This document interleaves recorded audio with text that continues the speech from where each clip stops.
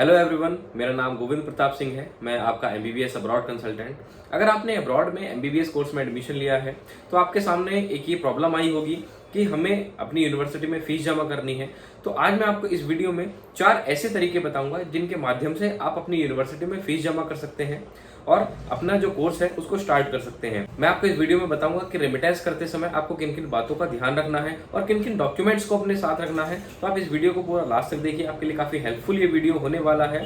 अगर वीडियो आपको पसंद आए तो आप इस वीडियो को लाइक कीजिए, चैनल को सब्सक्राइब कीजिए और ये वीडियो उन स्टूडेंट्स के साथ शेयर कीजिए जो अब्रॉड में एडमिशन ले चुके हैं और अपनी फीस जमा करना चाहते हैं, फिर चाहे वो किसी भी ईयर के हों।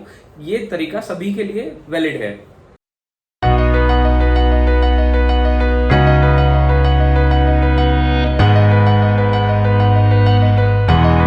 सबसे पहला और सबसे आसान तरीका होता है कि आपने जिस भी कंट्री में एडमिशन लिया है, आप उस कंट्री में जब ट्रैवल करते हैं तो इंडिया से आप जो अपनी फीस है वो अपने साथ अपनी पॉकेट में लेके जाएं और वहां पे जाने के बाद आप अपनी यूनिवर्सिटी में अपनी फीस सबमिट कर दें। वहां से आपको आपकी रिसिप्ट मिल जाएगी और आपकी फीस सबमिट मान ली जाएगी। दूसरा तरीका होता है फॉरेक्स कार्ड के थ्रू अपनी फीस जमा करना। देखिए, जब कोई भी इंडियन स्टूडेंट किसी भी फॉरेन कंट्री में स्टडीज के लिए ट्रैवल करते हैं तो आपको इंडिया से फॉरेक्स कार्ड लेके जाना चाहिए।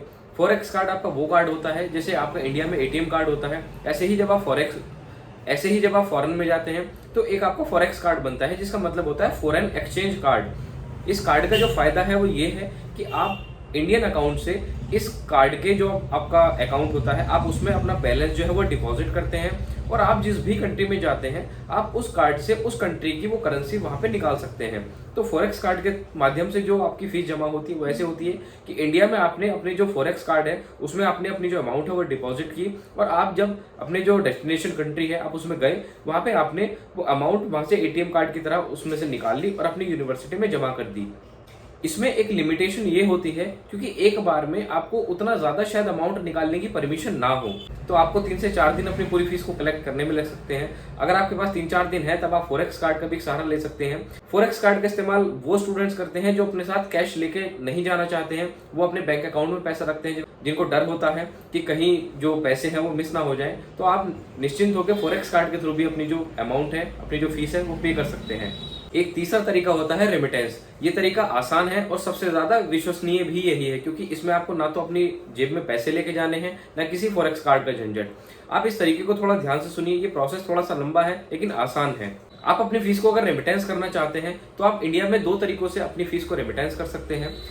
रेमिटेंस करने के लिए आपको आपकी जो यूनिवर्सिटी है उसका बैंक अकाउंट चाहिए और उस बैंक अकाउंट में आप किसी भी भारतीय बैंक से अपनी जो फीस है वो रेमिटेंस कर सकते हैं। या फिर आपके पास जो दूसरा तरीका है, आपकी फीस को रेमिटेंस करने की फैसिलिटी कुछ प्राइवेट कंपनीज भी हैं जो कि आपकी फीस को रेमिटेंस कर सकती हैं और कुछ कंपनीज ऐसी हैं जो कि बैंक से कम चार्जेस में आपकी फीस को रेमिटेंस करती हैं। चाहे आप बैंक से अपनी जो फीस है वो रेमिटेंस करवाइए, चाहे आप किसी प्राइवेट कंपनी से कराइए, दोनों ही जो प्रोसेस है वो वैलिड है।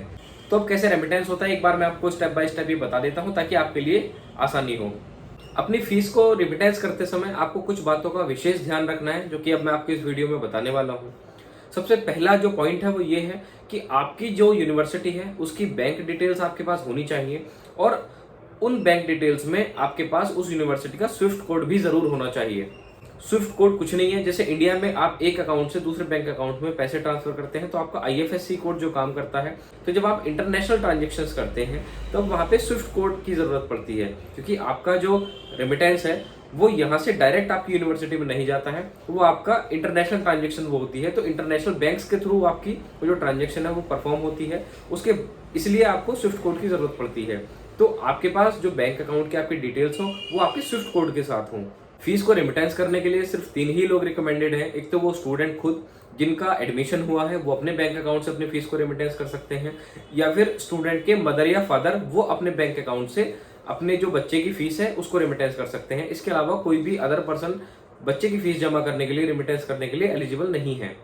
रेमिटेंस करते टाइम आप ये चीज ध्यान रखें कि जब भी आप अपनी फीस को रेमिटेंस करें तो वो सेविंग अकाउंट से ही जाए, ना कि किसी करंट अकाउंट से।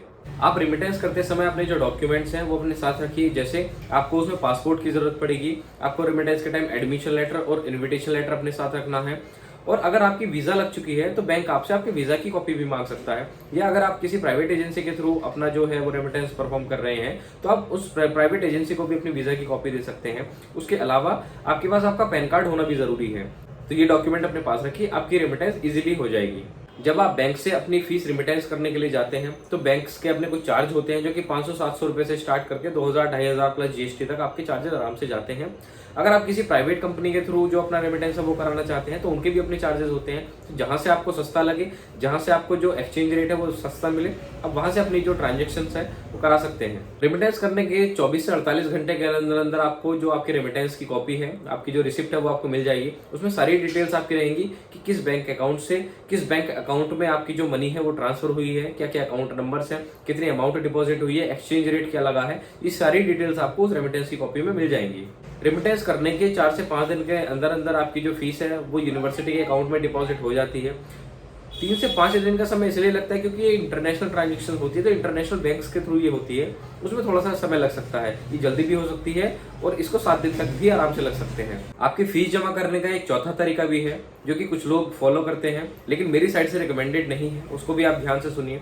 जब आप किसी यूनिवर्सिटी में एडमिशन लेते हैं, आपने जिस एजेंट के थ्रू एडमिशन लिया है वो आपको बोलते हैं कि आप जो यूनिवर्सिटी की फीस है वो हमारे अकाउंट में डिपॉजिट करा दीजिए, हम आपके बिहाफ पे यूनिवर्सिटी में फीस डिपॉजिट कर देंगे। देखिए, अगर आपको भरोसा है कि आपकी जो फीस है वो उनके अकाउंट में देने में कोई दिक्कत नहीं है तो आप उनको दे सकते हैं, लेकिन मैं अपनी साइड से रिकमेंड नहीं करता हूँ। आपको अपनी फीस खुद से ही जमा करनी चाहिए। तरीके मैंने आपको बता दिए हैं, चाहे रेमिटेंस से जमा कर दें, चाहे बच्चा खुद लेके चला जाए या फॉरेक्स कार्ड से जमा कर दें। बाकी अगर आपको कोई दिक्कत परेशानी नहीं है तो आप उनके थ्रू भी अपनी फीस जमा करा सकते हैं, वो आपका पर्सनल चॉइस है।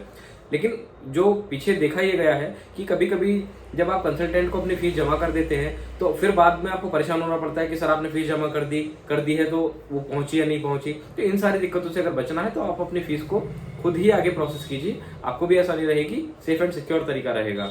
किसी कंपनी के अकाउंट में यूनिवर्सिटी की फीस को ना डालें, मेरी साइड से यही सजेशन है, क्योंकि यूनिवर्सिटी की फीस यूनिवर्सिटी में जानी चाहिए, ना कि किसी कंसल्टेंट के अकाउंट में। बाकी आपकी इच्छा है। तो इस वीडियो में मैंने आपको 4 ऐसे तरीके बताए जिनके थ्रू आप किसी भी कंट्री में किसी भी यूनिवर्सिटी में अपनी फीस जमा कर सकते हैं। वीडियो अगर आपको पसंद आया हो तो वीडियो को जरूर लाइक कीजिए और चैनल को जरूर सब्सक्राइब कीजिए, क्योंकि हम लोग आपके लिए ऐसी इन्फॉर्मेटिव वीडियोस, एमबीबीएस अब्रॉड से रिलेटेड वीडियोस लाते रहते हैं, तो ताकि आपको जो जानकारी है वो लगातार मिलती रहे, आपके साथ कोई गलत चीज ना हो। इसलिए चैनल को सब्सक्राइब किए बिना बिल्कुल मत जाइएगा और इस वीडियो को उन स्टूडेंट्स के साथ जरूर शेयर कीजिए जिन्होंने एडमिशन लिया है, उनको फीस जमा करनी है। It's me Govind Pratap Singh, have a bright future ahead.